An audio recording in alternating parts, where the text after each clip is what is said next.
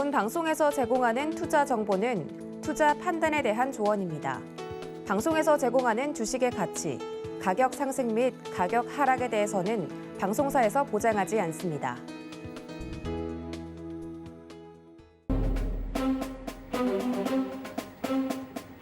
네, 서경의 부장들 회의에 오신 여러분 환영합니다. 저는 오늘 회의에서 방송부장을 맡은 도부장입니다.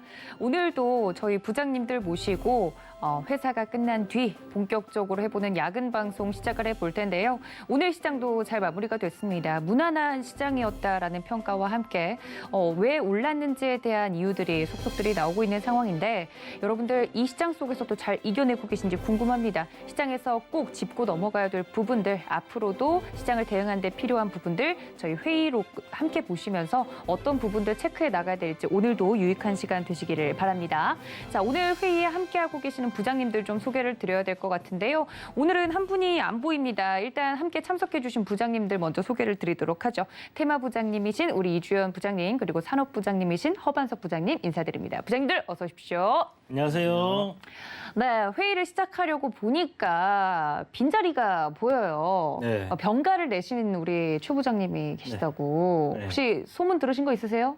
허리가 너무 안 좋으셔가지고 아이고. 일어서지를 못하고 계신다고. 아이고, 누워서 그러면 저희 회의를 지금 보고 계시겠네요. 저 이제 뭐 교통사고가 며칠 전에 아이고, 났었대는데 예, 그것 때문인지 예. 모르겠으나 네. 네, 많이 안 주신가 봅니다. 네, 뭐 이따가 살짝 이야기를 하겠지만 오늘 자동차와 관련된 이야기를 할 예정인지라 네, 이 사고가 좀 뭐랄까요, 좀 액땜으로 끝났으면 좋겠다는 마음이 좀 들기도 하고요. 우리 다른 부장님들은 건강 관리 유의하셔야 됩니다. 우리 허 부장님 지금 관절기인데 건강 관리 잘 하고 계시죠? 네, 환절기가 아니라 관절기예요.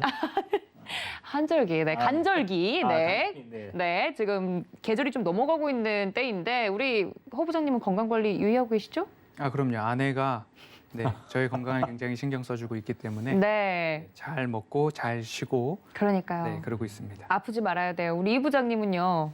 네, 뭐 저도 신경을 나름 많이 써주고 있는데 운동할 시간이 좀 많이 부족한 것 같아요. 아, 핑계예요, 부장님. 아, 이렇게 매일 야근을 하니까 정말 운동할 시간이 예, 예. 월요일 그리고 금요일 그리고 주말에 일부 이 정도인데 네. 중간에 이렇게 흐름이 끊기니까 건강 관리하는데 굉장히 좀 어려움이 있습니다. 네, 이렇게 야근에 대해서 약간의 불만을 토로하는 우리 부장님들과 오늘도 즐거운 야근 방송 시작을 해보도록 하겠습니다. 뭐 오늘 시장 이야기를 안 할 수가 없을 것 같아요. 간밤에 미국 시장의 영향으로 오늘 국내 증시도 좀 훈풍이 불어오는 그런 모습이었고 날씨도 실제로 따뜻했어요. 네. 시장 이야기를 좀 나눠보면 좋을 것 같은데 오늘의 발제자는 제 옆에 계신 테마 네. 부장인 이 부장님이시기 때문에 네. 오늘 시장 어떻게 좀 해석을 하셨는지 궁금합니다. 이야기해 주시죠. 네, 뭐 시장은 저희 이제 이 서경의 부장들 하면서 여러분들께 이제 말씀드렸던 흐름대로 지금 잘 이어져 가고 있는 것 같아요. 반등이 나와야 되는 시점에서 상승 반등이 지금 잘 나와주고 있고요. 지난번에 제가 이제 한 8월 20일 날 이후에 이렇게 이제 반등이 나올 때 요 눌림 구간에서 N자 상승이 나올 겁니다라고 이제 이야기를 드렸었는데 지금도 그때와 흡사한 뭐 흐름이다. 그러니까 주가는 상승할 때 거의 비슷한 흐름들을 계속 만들어 간다라고 보시면 될 것 같고요. 일단 뭐 추세대 하단 자리를 밟고 반등이 나와주고 있고 저희가 이제 이야기 드렸던 뭐 한 3,050포인트 저항 자리가 있고요. 3,100포인트 횡보하다가 지금 깨고 내려온 위치가 있기 때문에 요 구간대가 좀 강한 저항이 될 가능성 상당히 높다라고 생각을 해두시면 될 것 같고 추세적인 저항 자리 뭐 거의 다 오긴 했습니다. 일단 요 구간에서 반등에 이제 어떤 제동이 걸릴지 아니면 3,100포인트까지 올라올지 유심히 좀 지켜봐야 될 것 같은데 네. 기본적으로 한 240일 이평선 정도까지는 뭐 무난하게 올라오는 흐름들이 이어질 것 같다라는 생각이 들고요. 지금 뭐 알다시피 좀 시장에 대외적인 악재가 좀 많이 있었었거든요. 그렇죠. 특히 이제 우리나라 증시 같은 경우는 중국 증시에 굉장히 영향을 좀 많이 받다 보니까 헝다그룹이 뭐 파산되니 많이 하는 네. 이야기가 또 있었고 이야기가 나오고 있죠. 네. 이게 이제 처음에는 그냥 뭐 외환 위기처럼 그러니까 이제 금융 위기처럼 이렇게 될 가능성은 적다라는 리만 사태 같은 이야기들 나오고 했을 때 적다라고 이렇게 사람들이 얘기를 했었는데 상당히 중국에서는 부동산 뭐 전체 기업들이 크게 이렇게 줄파산을 할 수 있는 줄도산을 할 수 있는 뭐 그런 이슈였다라는 이야기들도 있었고 이자 지급을 못하나 했는데 일단은 어떻게 잘 해결이 됐어요. 그래서 하도급 업체들이 일단 공사 프로젝트 진행하던 거 시작을 다시 했다라는 얘기가 나오면서 중국 증시도 굉장히 반색을 하고 있는 모습이고요. 오늘 밤부터 이제 그 미국의 주요 기술주들의 실적 발표가 있습니다. 맞습니다. 우리가 잘 알고 있는 알파벳이라든지 마이크로소프트, 페이스북, 그다음에 이제 뭐 애플이라든지 굵직굵직한 이런 기업들의 실적이 나오는데 이 기업들이 이제 S&P 500에서 차지하는 비중이 한 30%가 돼요. 네, 맞습니다. 그러니까 한마디로 우리나라에서 뭐 삼성전자가 실적을 발표하는 것과 비슷하다라고 봐야 되는 부분인데 지금까지 S&P 500 기업들이 한 실적 발표를 한 거를 보면 발표 기업의 한 80% 정도는 전체적으로 컨센서스를 상회하는 그러니까 굉장히 실적이 좋아졌다라고 할 수 있는 정도의 실적 발표를 했었고요. 이 실적이 이제 증가폭이 대략 한 34% 정도 되었다라는 부분입니다. 그러면 실적적인 부분이 굉장히 좋아졌다라는 것은 지금 미국 지수를 보면 네. 다우존스라든지 뭐 S&P 500이라든지 신고가를 갱신을 하고 가고 있고 추세적인 상승 흐름을 계속 이어가고 있다라는 부분이거든요. 그동안에 이제 고점에 대한 밸류에 대한 논란이 있었는데 실적이 이제 그런 부분들을 커버해 주게 되면 그런 논란은 해소가 된다라고 봐야 되는 부분이고 좀 전에 말씀드렸던 이제 헝다그룹에 대한 중국에 대한 그런 이슈, 뭐 불확실성 이런 부분도 해소가 되어가는 부분이다라고 생각을 해볼 수 있을 것 같고요.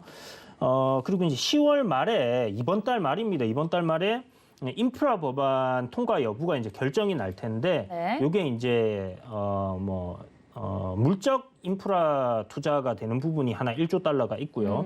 또 3.5조 달러 휴먼 인프라 관련해 갖고 이제 진행이 되는 부분이 있는데 네. 요 두 개를 민주당에서 이제 같이 진행을 하려고 하니까 공화당에서 계속 반대를 던지고 있는 그런 상황입니다. 그래서 일단은 뭐 제 생각에 요게 완전 부결로 가지 않고 잘하면 이제 뭐 물적 인프라부터 통과를 좀 시키는 그런 흐름으로 가지 않겠나라는 생각도 들고요. 12월까지 뭐 부채 한도는 일단 유예가 되죠. 유예가 되면서 문제가 좀 단계적으로는 사라진 부분이기 때문에 전반적으로 우리가 이제 뭐 전체적인 매크로 이슈를 봤을 때도 괜찮게 나오고 있고 이런 대외적인 좀 불확실성이라고 생각할 수 있었던 부분들이 하나씩 지금 해소를 해주는 그런 모습들을 보여주고 있다라는 부분이거든요. 네. 그리고 이제 다음 달 초 11월 한 3일 정도부터 아마 테이퍼링 관련해서 이제 FOMC에서 얘기가 나올 것 같은데 페드에서 이제 얘기를 좀 할 가능성이 높은데 제 생각에는 이 테이퍼링 시작합니다 하면 그때는 일단 지금까지 이제 뭐 인플레이션 압력에 대한 우려감이라든지 이런 부분들이 테이퍼링을 시작했다라는 부분에서 일단 해소가 어느 정도 일시적으로 될 가능성이 높지 않겠나. 그러니까 테이퍼링 하냐 안 하냐 이거에 대한 불확실성이 사라질 수 있는 부분이고요. 시장 긍정적으로 받아들일 그렇죠. 확률이 높다. 이제 뭐 기업들 실적이라든지 고용 지표라든지 테이퍼링을 못할 만한 금리가 인상하고 있음에도 이런 유동성을 좀 줄일 수 있는 그런 정책들이 시행이 될 수 있다라는 거를 얘기를 해주는 부분이기 때문에 실질적으로 이제 인플레이션 상승에 대한 우려감이 조금은 완화될 수 있다라고 생각을 하는 부분이고요. 물론 네. 뭐 금리 인상까지는 뭐 연준에서도 계속 얘기하고 있는 것처럼 시간적인 여유를 가지고 이제 진행을 할 거기 때문에 뭐 거기에 대해서도 딱히 그렇게 걱정을 할 필요는 없지 않나라는 생각도 듭니다. 그래서 이런 이슈들이 이제 쭉 산적해 있는데 네. 보면 그동안 이제 조금 안 좋았던 이야기들은 사그라드는 그런 형태다라고 볼 수 있을 것 같고요. 다만 미국 이제 글로벌 증시가 좋은 거하고 또 우리나라 증시가 좋아지는 거하고는 네. 별개의 문제로 또 갈 수 있는 부분이거든요. 그렇죠. 그런 부분들을 생각했을 때는 일단은 우리나라 증시는 우리나라 증시에 참여하고 있는 사람들이 어떻게 이런 지수를 갖다가 만들어 주는지 요거를 갖다가 좀 잘 봐야 될 것 같고요. 네. 차트적인 뭐 흐름에서 일단은 3,100 저항대 돌파하는 게 중요하겠고 2,000포인트 3,150에서 2,000포인트의 저항 라인 요 매물대를 갖다가 뚫어내야지 그때부터는 조정이 나오더라도 상승 트렌드로 간다라고 이야기를 할 수 있을 것 같아요. 그래서 그 전까지는 조금 뭐 이렇게 보수적인 관점에서 저희가 처음에 생각했던 뭐 3,100포인트 오게 되면 현금화하는 전략들 네. 비중이 너무 주식 비중이 크다라면 그런 것들을 조금 챙겨가는 전략을 여전히 유지를 좀 하는 관점으로 시장에 대해서 설명을 드리도록 하겠습니다. 네, 오늘 발제자로서 이 부장님이 첫 포문을 열어주셨는데 굉장히 유의미한 이야기들을 많이 해주셨습니다. 우리 시장에 지금 포진해 있는 여러 이슈들을 다뤄주셨는데 허 부장님, 산업부장님이신 허 부장님도 비슷한 의견일지 궁금합니다. 오늘 시장 어떻게 보셨어요? 네, 대체적으로 이슈들이랑 일정들 많이들 좀 짚어주셨는데요. 이 차트가 이제 하락장이 나왔을 때부터 지금까지 동일하게 이 PC를 켜고 양 차트를 주봉으로 바꾸면 이 모습들이 반복적으로 이제 방송에서 말씀을 드리고 있는데요. 추세선입니다. 이것이 뭐 정답이다, 뭐 정석에 나와 있는 수학 공식처럼 정답이다라고 말씀을 드릴 수는 없지만 추세라는 부분에 있어서 반등이 나와줄 자리들에서 유의미한 반등들을 연결한 선입니다. 마찬가지로 최근에 조정에서도 이 유의미한 자리를 지켜주었기 때문에 이 구간에서 반등이 나온 것은 굉장히 추가적인 하락을 보기에는 좀 어려웠던 자리라고 말씀을 드릴 수 있을 것 같고요. 네. 여기서 반등이 나왔기 때문에 지금부터 하셔야 될 것들이 조금 중요한 작업이 될 것 같습니다.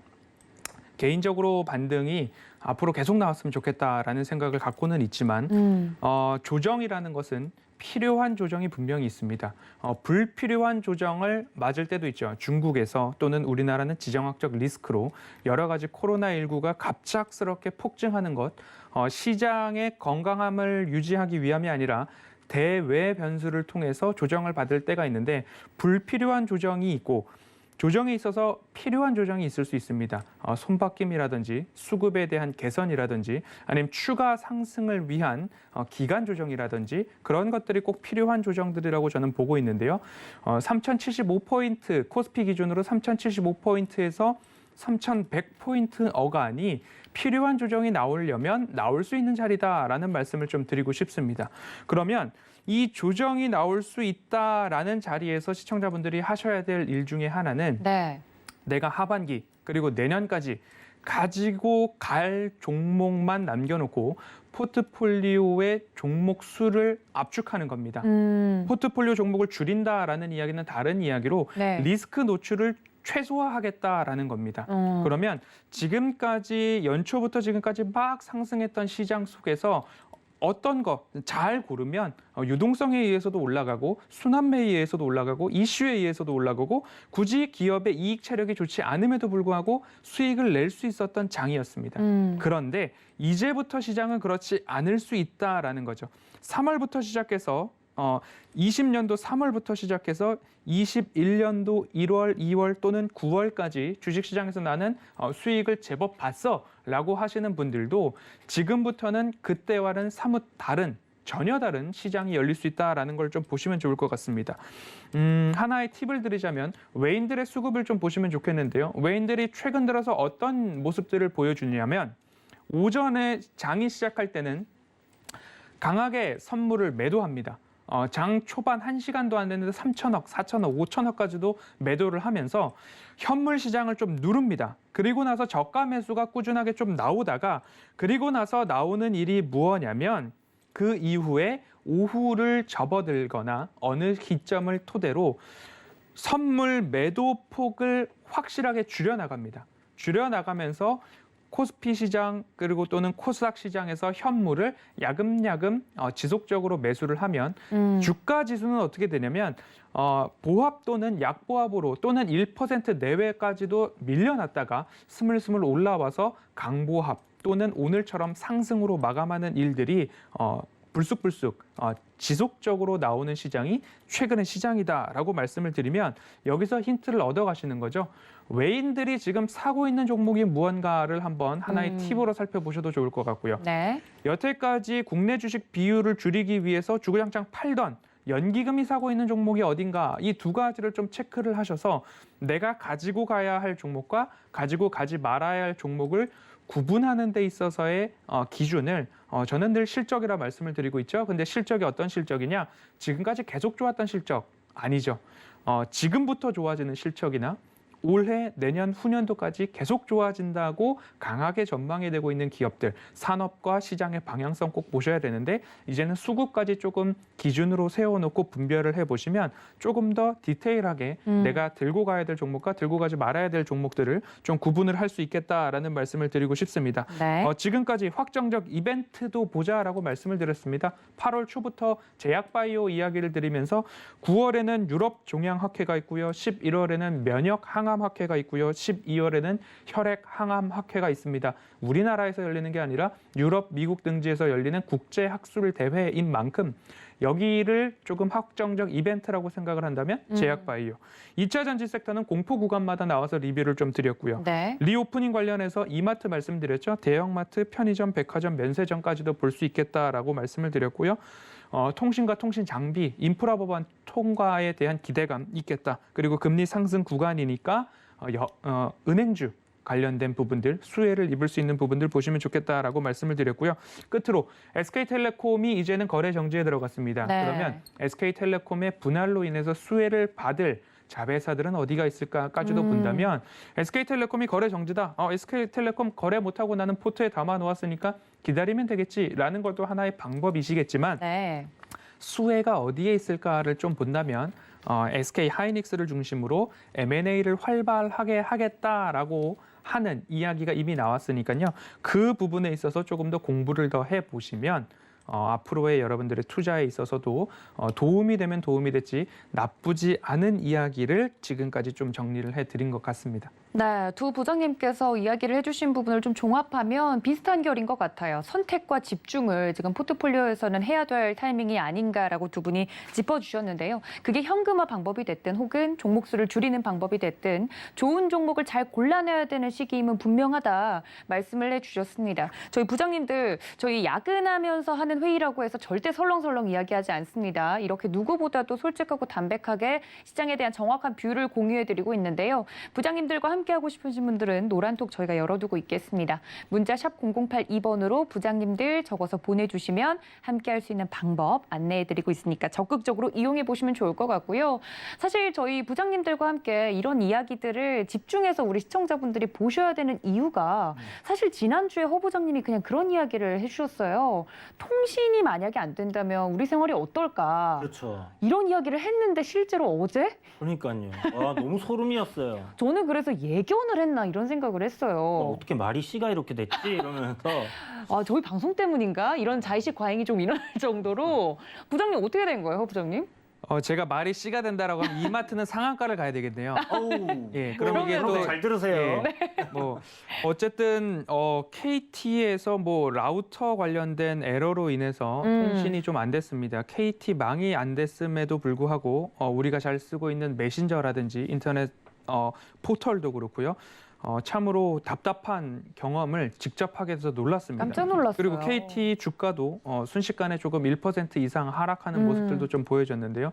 이처럼 통신에 대한 부분들이 우리 생활에 너무 깊숙하게 들어와 있다. 그래서 안정적인 공급도 참 좋고 그리고 앞으로는 뭔가 안정적인 것 플러스 보안에 대한 부분들도 굉장히 뭐 디더스 공격이다라고 하면서 여러 가지 보안 업체의 주가들이 일시적으로 상승하는 모습들이 네. 있었는데 결국엔 안정적인 공급과 그리고 조금 속도 그리고 우리가 내는 요금에 빗대어서 네. 좀 거기에 걸맞는 속도까지도 나와준다라고 한다면 통신망 그리고 통신 인프라, 통신 장비 더할 나위 없이 중요한 부분이 아니었나 몸소 체험하게 되는 썩 유쾌하지는 않았던 경험 중에 하나였던 것 같습니다. 네, 하지만 저희 회의 중에 나왔던 이야기들이기 때문에 많은 분들이 깜짝 놀라셨을 거라 생각을 합니다. 정말 우리 일상에서 통신이 어렵다면 어떤 미래가 다가올까 이런 생각들을 할 수 있었던 것 같고 우리 부장님들이 또 우리 옆에 있는 이 부장님 같은 경우는 인류 생존 테마 꾸준히 이야기해주고 계신데 이런 회의에서 나오는 아이디어들을 꼭 투자에 녹여보시기를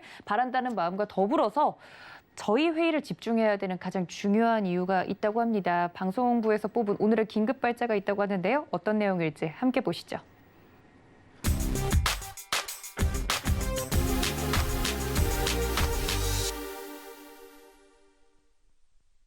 투자 투자 아이디어를 적극적으로 실현시킬 수 있는 방법이 바로 이 종목과 관련된 부분입니다. 저희가 긴급 체포를 했던 그런 부분에 대해서 종목 리뷰를 들어보도록 할 텐데요. 우리 부장님들께서 방송 중에 이 종목은 꼭 보고 넘어가야 된다라고 해서 사이렌을 올렸던 종목들이 있었습니다. 네. 그 종목들을 기억나시죠, 부장님들? 네, 기억나죠. 네, 우리 이 부장님 같은 경우는 사이렌이 좀 안 나왔죠. 그때. 소리는 나오지 않았지만 네, 급하게 체포한 종목이 하나 있었습니다. 뭐였죠, 종목이? 그때 이게 메타버스 관련해서 이야기하다가 네. 님이 그날 발제하셨는데 종목들을 이제 쭉 보다가 요 종목이 마음에 듭니다라고 아우. 해가지고 긴급 그냥 그 자리에서. 예, 체포를 하게 됐던 네, 네. 종목인데 이노뎁이라고 네. 메타버스 관련주로 지금 잘 알려져 있는 종목인데 뭐 CCTV 관제 센터 관련돼 있고 뭐 마이크로소프트 뭐 해서 이렇게 이제 좀 국내 1위 업체인데 이 CCTV에서 이제 안면 인식이라고 하죠. 영상 인식 AI 기술 국내 이제 1위 업체다라고 이야기 드리면서 메타버스 관련주로 최근에 이제 주가가 상한가도 가고 했기 때문에 조정도 이제 같이 나왔었어요. 그리고 최근에 이제 또 뭐 자이언트 스텝 같은 거 보면 오늘도 굉장히 이제 신고가 흐름이 나와줬고 네. 강한 흐름을 이어줬는데 그 전체적인 메타버스 섹터의 흐름과 같이 이렇게 좀 움직여주고 있다라고 보면 될 것 같고요.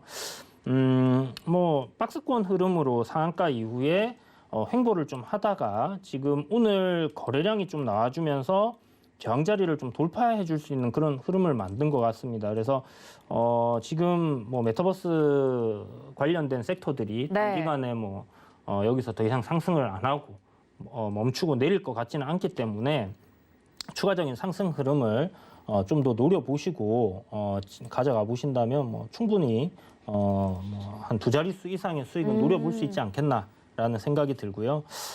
오늘 밤에 이제 공개 방송 제가 있는데 네, 10시인가요? 네, 네. 10시에 이제 시작할 텐데 그때 제가 뭐 정확한 목표가라든지 대응 방법에 대해서 여러분들께 좀 설명을 드릴 테니까 네. 노란톡으로 이렇게 함께 해주시면 링크를 보내드리도록 하겠습니다. 네, 우리 오늘 또 이 부장님께서 또 개인적으로 방송도 해주신다고 하는데 노란톡 들어오실 수 있는 방법 궁금하다 하시면 지금 바로 문자 샵 0082번으로 부장님들 적어서 보내주시면 되겠습니다. 정말 뭐 방송에서도 이야기를 해주시고 이렇게 개인적으로도 이야기를 해주시니까 저희 부장님들 따라다니는 사원분들은 좋으시겠어요. 네, 그렇게 좀 따라오셔가지고 수익을 네. 내라고 이렇게 저희가 그러니까요. 방송을 해드리는 거니까. 아니 회의에서 이렇게 툭툭 나오는 종목들도 수익이 이렇게 나는데 그럼요. 또 개인적으로 해주시는 이야기들은 얼마나 더 알짜배길지. 맞습니다. 알겠습니다. 자, 우리 허 부장님도 체포한 종목이 있었죠. 오늘도 흐름이 좋던데 어떤 종목인가요? 네, 뭐 10월 7일 첫 방송에서 이마트를 체포를 했습니다. 맞습니다. 앞서서도 리오프닝 관련된 이야기, 단계적 일상 회복에 대한 이야기를 말씀을 드렸는데요. 잠깐 짚어보면 방송에서 나오는 종목들이 참 괜찮은 종목이다라고 말씀을 드리고 싶거든요. 그간 뭐 제가 방송을 1년여 이상을 하면서 네. 현대로템 말씀도 드렸었고요. 세경 하이테크 말씀도 드렸었고요. 자바전자에 대한 이야기들도 드렸었고요. 굵직굵직한 종목들 특히 이제 대형주 중심으로 남 못지않은 수익률을 좀 내실 수 있는 종목들을 말씀을 드렸는데 네. 가만히 생각해 보았습니다. 제가 이 종목을 방송에서 오픈을 해도 될까라는 생각들을 할 때가 있었는데 그런 생각이 들더라고요. 방송에서 나가는 종목들은 전파를 통해서 무료로 받아보시는 종목이기 때문에 네. 뭐 여러 정보의 홍수 속, 정보의 바다 속에 뭐 한 종목 이겠거니라고 생각을 하시는 분들이 있을 것 같아요. 심리가 그런 것 같아요. 네. 사람 심리가. 왠지 오픈이 되어 있으니까 그냥 약간 무난한 종목을 주지 않을까? 약간 이런 생각들을 하시는 것 같더라고요. 이 믿음이 부족한 거죠? 뭐 경험이 부족할 수도 있고요. 믿음이 네. 부족할 수도 있고요. 네. 제가 현대로템을 15,000원에 말씀을 드렸다라는 것을 보고서도 그리고 다시 이마트를 15만 원 언저리에서 말씀을 드렸다는 것을 보고서도 내년에 제가 또 다시 현대로템 이마트 이후에 이 종목을 말씀을 드립니다라고 하면 그때 가서는 매수를 하실까라는 생각을 또 해보게 됩니다. 네. 이마트 말씀을 드렸고 그리고 이마트를 주봉을 열어놨습니다. 어마어마한 하락이 있었고요. 그리고 나서 바닥을 다지는 구간들이 좀 있었습니다. 저는 이제 추세선을 한 이 정도로 좀 말씀을 드리면서 이야기를 드리는데요. 네. 이 추세선을 하단을 지켜가고 있는 모습들이 좀 나오고 있습니다. 그래서 앞으로도 이 구간을 좀 지켜가지 않을까라는 말씀을 좀 드리고 싶고요. 이마트도 그렇고 신세계그룹도 그렇고 어머니로부터 각각 증여를 받았죠. 증여를 완료를 했기 때문에 그 부분에 대한 것도 한 가지 포인트로 보시면 좋을 것 같고요. 이마트 같은 경우에는 그런 게 있죠. 시총이 4조 7천억 원에 육박하는 기업입니다. 그런데 일각에서는 하루에 4%, 5% 올라가면 이마트는 한 상한가 같다라고 생각을 하면 되겠다라는 이야기가 우스갯소리로 나오고 있는데요. 네. 지금 3거래일 연속으로 조금 좋은 상승이 나오고 있습니다. 그러면 오늘에서야 이마트 사야 돼? 라고 물어보신다고 한다면 네. 저는 이미 10월 7일 날 말씀을 드렸는데 네. 오늘 사야 돼라고 하면 저는 거기에 어떠한 답변도 드릴 수가 없습니다. 네. 제가 눈을 2번 깜빡인다고 해서 아니요라는 표현도 아니고요. 제가 눈을 한 번만 깜빡인다고 네. 해서 예스도 아니고요. 모스보호인가요? 저는 네. 10월 7일 날 말씀을 드렸기 때문에 예. 앞으로의 대응은 제가 뭐 방송 중간중간에 추세단을 긋고 다시 좋은 기회가 온 것 같습니다라는 코멘트를 드릴 수는 있겠지만 분명히 16만 원이 채 되지 않는 15만 예. 원대의 말씀을 드렸다라는 이야기를 좀 보시면 좋을 것 같고요. 앞으로 디지털화가 가속화되고 있죠. 그리고 가양점 매각을 말씀을 드렸을 때 500억 원이 채 되지 않는 장부가액이 6,800원에 매각이 되었고요. 그리고 900억 원 언저리에 있었던 이제 이마트 본사 건물이죠. 성수동 본점 부동산이 매각이 됐는데 1조 1천억 원 이야기가 좀 나오고 있는 것 같습니다. 그렇기 때문에 잠자고 있던 부동산 자산을 이제 디지털화하고 있다라고 좀 생각이 들고요. 그러면 앞으로 그 부동산에서 얻어지는 그 1년에 한 5% 정도의 차익, 이익 정도, 평가 차익 정도가 앞으로 이것을 진짜 자산을 디지털화하고 여러 사업에 투자를 하고 디지털화한다는 이야기는 SSG닷컴이나 이베이 코리아 인수나 네이버와의 지분 수합을 통해서 네이버에서도 이제는 이마트를 쇼핑할 수 있는 이야기들이 나오고 있는 것들 모두 다가 자산을 디지털화했다라고 좀 간략하게 말씀을 드릴 수 있을 것 같습니다. 그래서 방송에서 드리는 종목들이 분석해 드리는 종목들이 무료 종목이다라고 생각을 해버리시면 그냥 그런가 보다라고 하실 텐데 제가 꼭 이런 말미에 어구를 붙입니다. 제가 방금 말씀드린 이야기들에 고개가 끄덕여지신다면 관심 있게 살펴보시는 것도 나쁘지 않겠습니다라는 시그널을 방송 중간중간 넣고 있으니까요. 그 시그널도 잘 한번 캐치해 보시는 것도 재밌을 것 같습니다.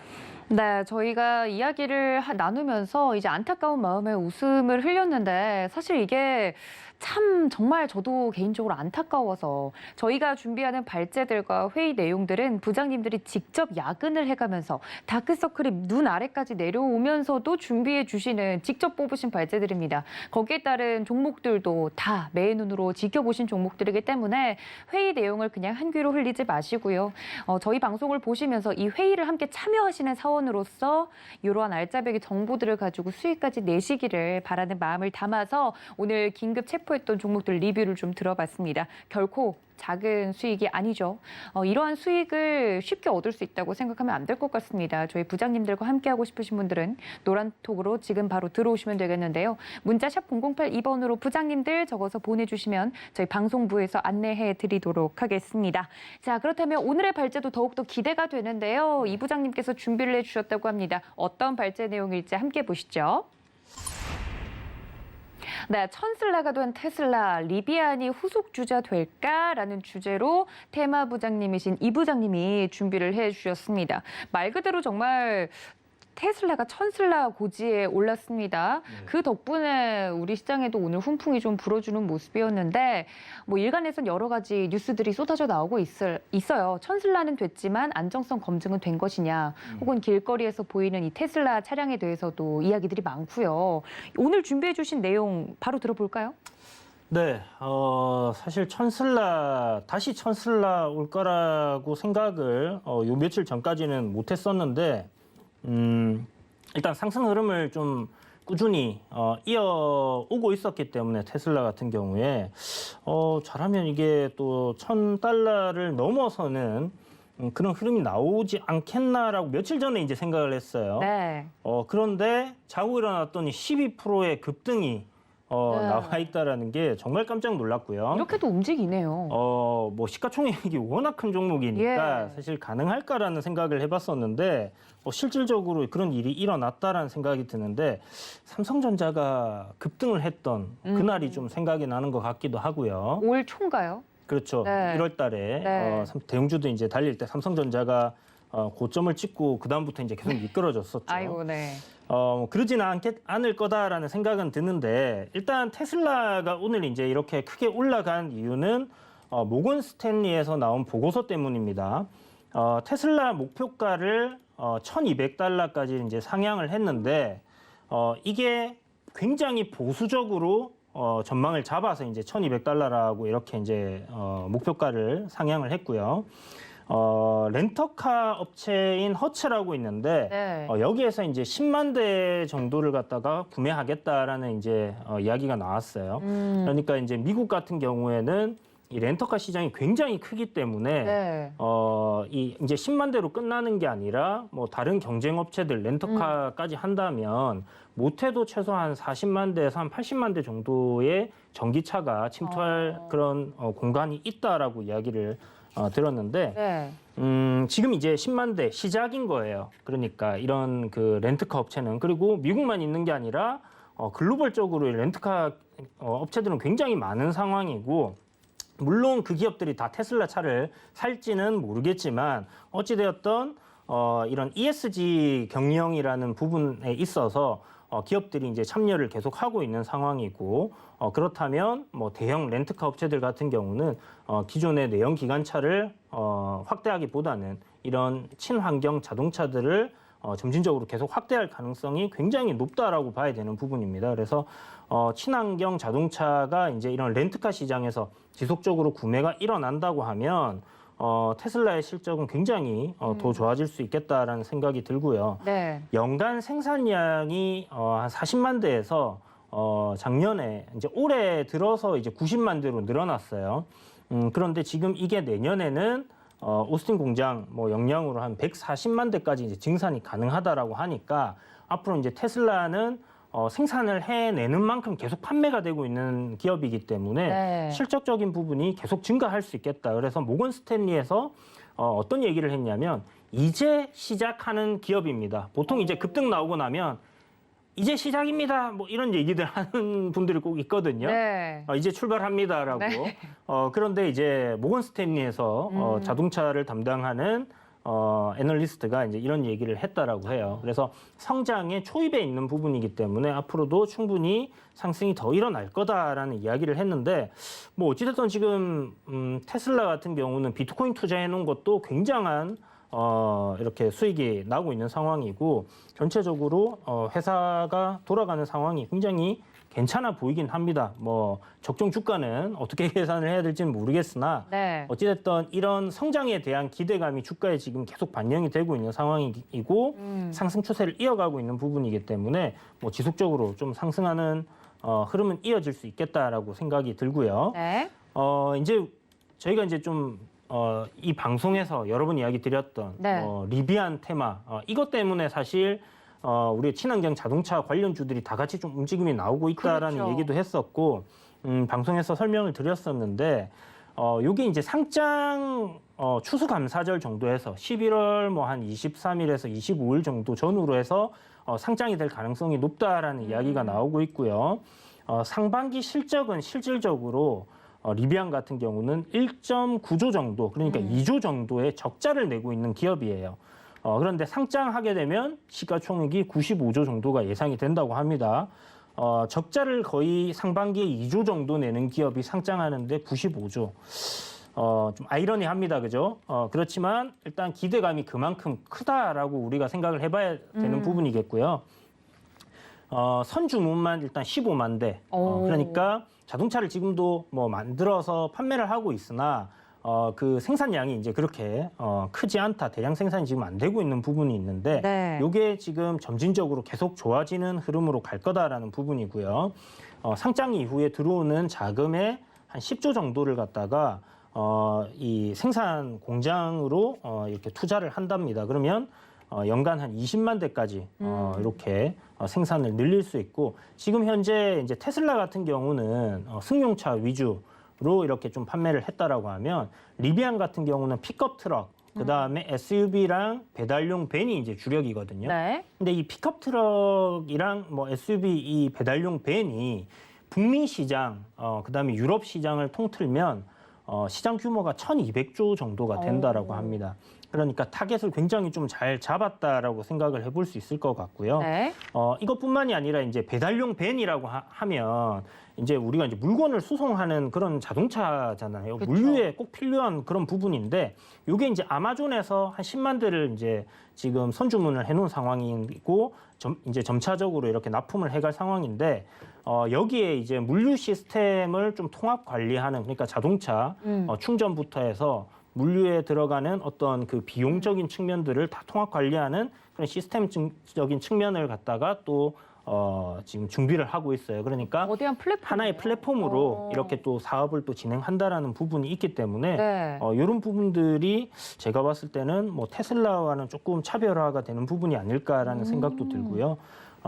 좀 전에 말씀드린 대로 뭐 20만 대 규모로 대량 생산이 가능해진다라고 하면 지금 차량 한 대 가격이 한 9천만 원 정도 되거든요. 네. 그럼에도 불구하고 지금 캐나다 같은 데서는 뭐 한 5만 대 조금 안 되게 이미 선주문이 들어와 있는 상황이고 저도 사실은 이 리비안의 픽업 트럭이 네. 굉장히 탐나더라고요. 오. 그래서 뭐 기회가 된다면 사고 싶다라는 생각 좀 많이 들었는데 네. 자율주행이 안 붙어 나온다라면 일단 사지 않을 계획입니다.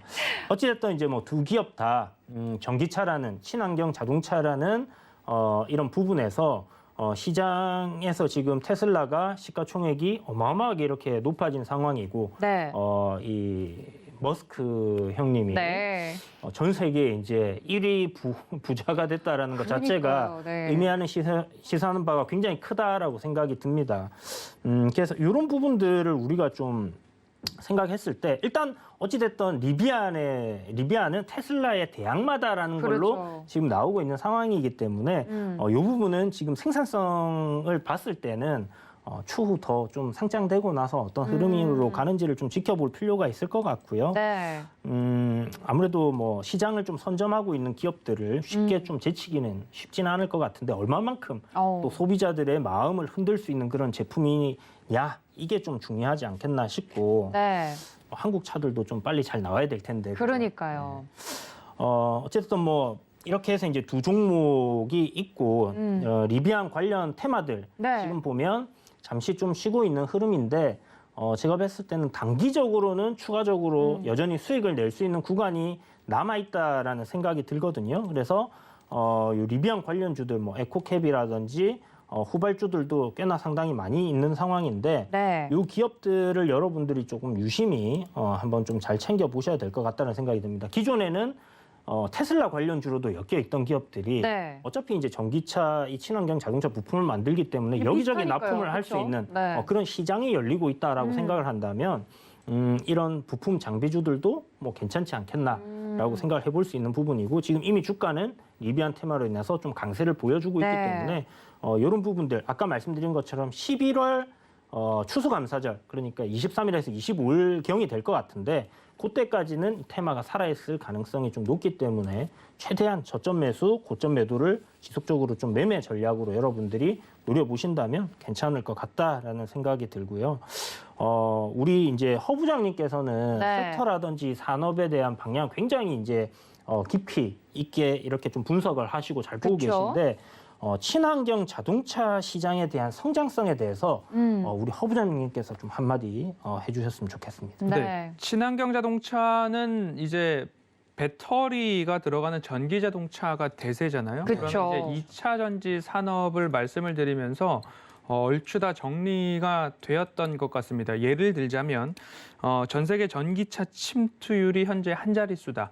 아무리 빨랐던 유럽도 10%에 채 미치지 못하는 수준인데 올해 상반기 미국 같은 경우에는 5% 정도입니다. 3.3%인데 앞으로 얼만큼 빠르게 나아갈지 유럽은 상반기 기준으로 13%까지 좀 올라왔고요.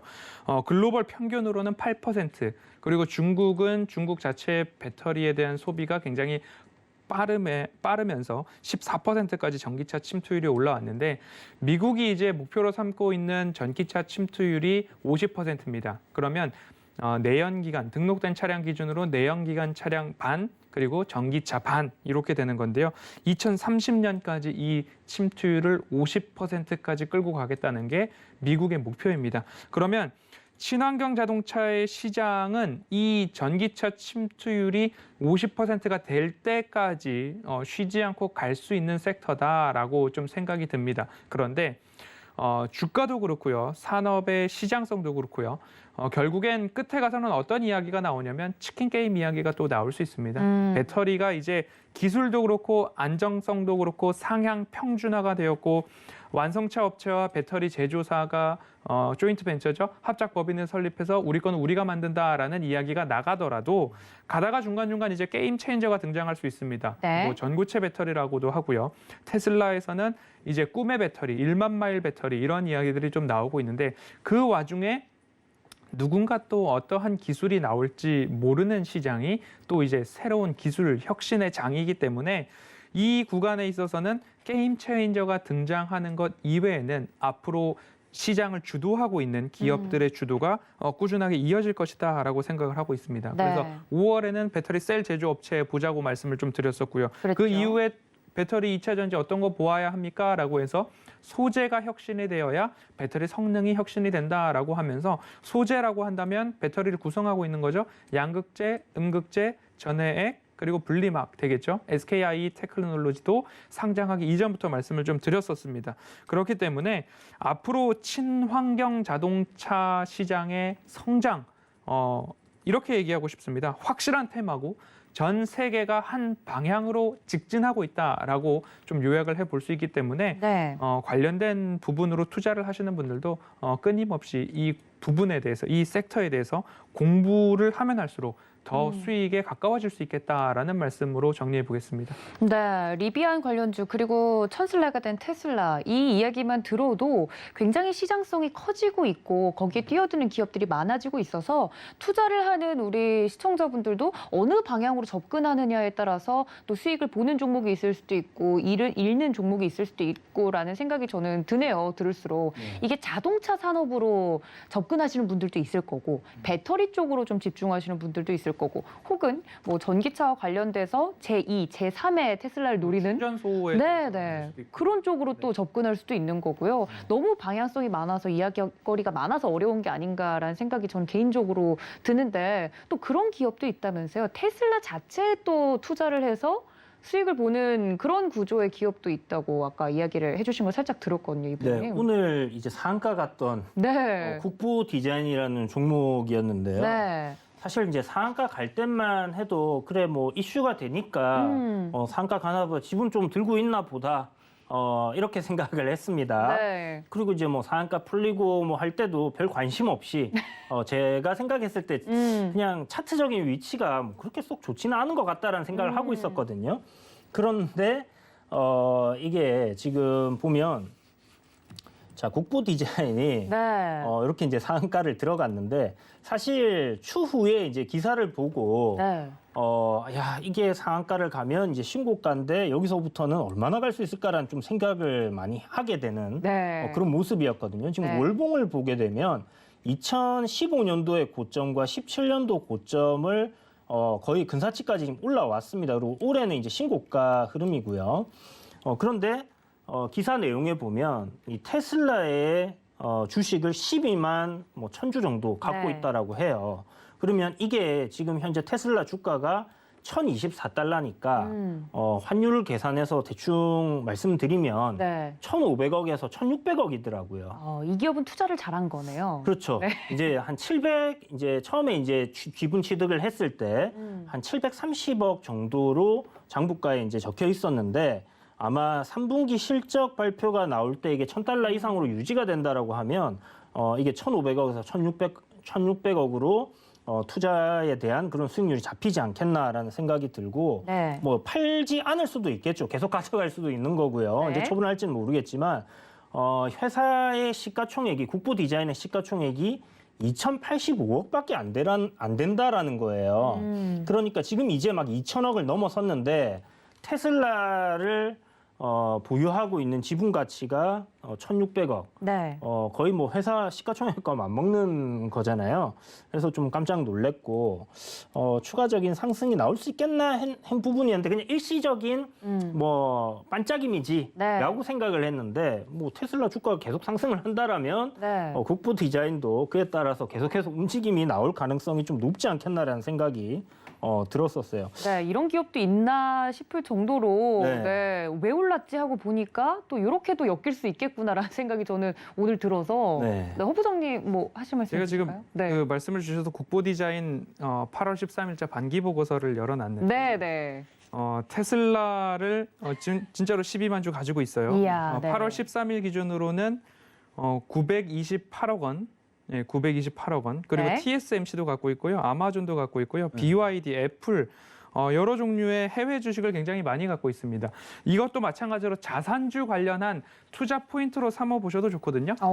유동 자산도 그렇고요. 금융 자산도 그렇고요. 부동산도 그렇고요. 이마트가 부동산 자산을 디지털화하고 있는데 부동산 자산의 평가 기준이 20년 전 장부가액이다라고 말씀을 드렸는데 네. 만기 보고서를 어느 기업인지 뜯어보시면 보유하고 있는 지분에 대한 것들이 공시가 하게 되어 있기 때문에 시가총액이 굉장히 작은데 시가총액의 2배 또는 시가총액만큼 지분을 들고 있는 기업들도 찾아보시면 자산주 가치로서 투자할 수 있는 기준도 될 수 있기 때문에 이런 것도 찾아보는 재미가 쏠쏠하겠다라는 생각이 듭니다. 네, 이거는 하나의 그냥 투자 팁, 투자 방법으로서도 네. 우리 시청자분들이 좀 가져가셨으면 좋겠어요. 기업이 어떻게 돈을 버는지에 따라서는 이런 보고서를 보면 또 나오는 부분들이 있기 때문에 이렇게 투자를 잘해서 돈을 버는 기업도 있구나. 투자 아이디어 차원으로 좀 챙겨가 주셨으면 좋겠고 오늘 또 주제가 이 천슬라 그리고 리비안이었기 때문에 관련된 종목들이 굉장히 많습니다. 이렇게 네. 뭐 투자를 한 종목들도 있고요. 직접적으로 납품을 하는 기업들도 있는데 관심 종목으로 가져볼 만한 종목이 있다면 어떤 종목 정도를 좀 꼽으시는지 부장님들의 픽이 좀 궁금하네요. 이 부장님은 어떤 종목 쪽 보고 계세요? 리비안 관련 테마 말씀하시죠? 네, 시청자 입장에서 네. 친환경 자동차 관련주 일단 저는 이제 대장은 에코캡이라고 생각을 하기 때문에 네. 에코캡 하고요. 그 다음에 이제 우신 시스템 같은 경우는 이제 원통형 배터리를 이제 삼성 SDI에 납품하는 업체인데, 네. 그러니까 배터리 이제 케이스라고 볼 수 있겠죠. 그런데 그렇죠. 지금 리비안이 요번에 이제 그 상장 보고서를 이제 제출하면서 나온 이야기가 이 배터리를 갖다가 자체 제작하겠다라는 이야기가 있었고, 맞아요. 또 몇 달 전에는 우리나라에 비밀리에 방한을 해서 오. 이런 배터리 업체들을 만나고 갔다라는 뭐 기사도 나와 있습니다. 그래서 그런 걸 봤을 때는 어떻게 또 이런 쪽으로도 엮일 수 있지 않겠나라고 생각을 해볼 수 있겠다라는 생각이 들어서 네. 뭐 대우 부품이라든지 우신 시스템, 에코캡 전반적으로 네. 지금 뭐 2차 전지 관련주들도 물론 엮여 있는 부분들이 있지만 네. 친환경 자동차에 들어가는 이제 부품이라든지 부품. 소재라든지 이런 것들을 좀 하는 업체들 위주로 보는 것도 좋지 않겠나라는 생각이 들어요. 알겠습니다. 대장인 에코캡 그리고 이제 부품 장비 쪽인 우신 시스템 정도 볼만하겠다 이야기해드렸고 허 부장님은 어느 쪽 보고 계세요? 대본에 없었던 이야기라서 네. 말씀을 하고 계실 때 저도 슬쩍 찾아봤는데요. 네. 뭐 명신산업은 워낙 전기차 관련해가지고 뜨거웠던 기업이었죠. 그런데 명신산업도 그렇고요. 명신산업의 지분을 갖고 있는 MS 오토텍도 있죠. 관련해서는 실적이 그래도 양호하게 나오고 있는데 주가는 이미 상승을 좀 많이 했다가 이제 쉬어가고 있는 틈이기 때문에 이러한 기업들이 앞으로 3분기 실적도 양호하게 나오느냐에 따라서 다시 한번 반등의 포인트를 좀 잡을 수 있겠다라는 생각도 들고 있기 때문에 네.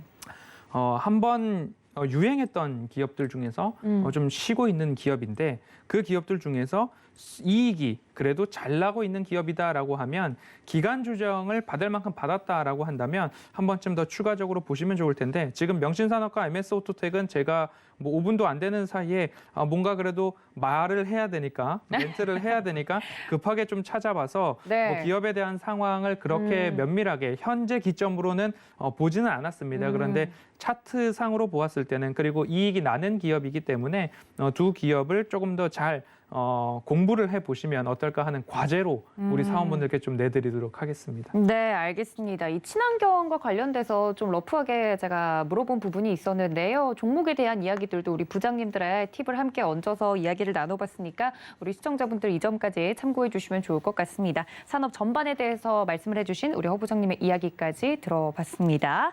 자, 그렇다면 오늘 이야기가 나왔던 내용들 함께 회의록을 정리해보고 넘어가도록 하겠습니다. 함께 보시죠.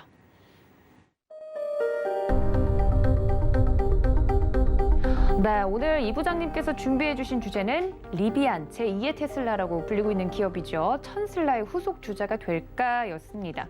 사실 친환경과 관련된 이야기는 할 이야기들이 너무 많아서 오늘 정리를 좀 해보자면 우리 이 부장님께서 테마 부장으로서 정리해 주신 내용은 리비안 테마주 단기적 관점으로는 지속적으로 관심을 가져보자 말씀을 드렸고요.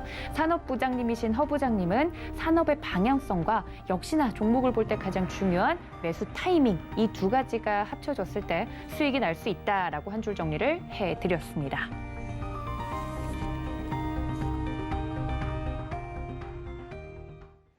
네, 저희 부장님들 같은 경우는 이렇게 회의 내용과 더불어서 종목에 대한 이야기도 해드리고 있는데요. 좀 더 자세한 내용이 궁금하다 하시면 노란톡 들어오시면 되겠습니다.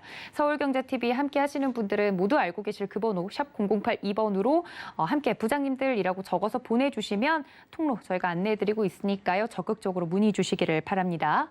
또 본 방송에서 제공해드린 정보는 투자 판단에 대한 조언일 뿐 해당 주식의 가치나 수익률을 보장하고 있지 않다는 점까지 알려드리면서요. 오늘 회의는 여기서 마치도록 하겠습니다. 함께해 주신 사원 여러분 감사합니다.